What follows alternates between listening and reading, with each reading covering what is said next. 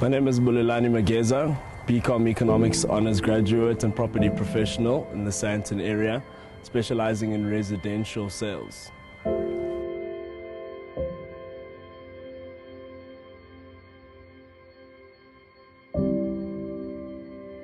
Now, some of the difficulties addressed in this book, which are very much realities still in our country, go along the lines of even the ethnic groups and cultures that are actually able to go and purchase property, the demographics of who these people are, because even when you look at your high value and high net worth properties that are still being bought in the country, a lot of the time we still see the Western cultures, we still see white people, rather than the black people who are indigenous to the land actually being able to go and purchase such high value properties. And this stems from the actual apartheid regime and how it was actually set up in the first place, even with black people still having struggles of being able to eventually purchase their own property,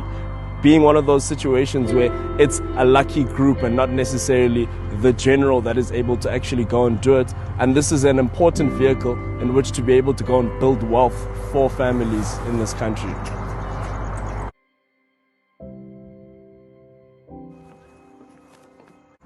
It's always very difficult starting from a back foot, and in the apartheid regime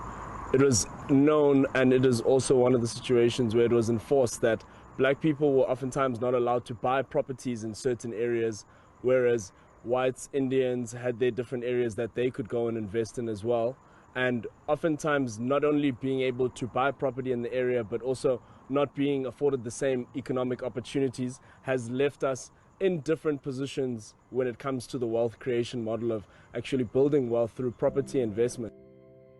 Just discussing some of the very big issues that the Missing Millions has to address, and how, for example, black people were also disqualified from being able to participate in the wealth creation model that property investment actually allows. For example, how black people were kept on the fringes of cities and central business districts, and also not being given the opportunity to be able to actually go and buy property. And whereas white people, for example, were actually set up in different areas where development would take place, and also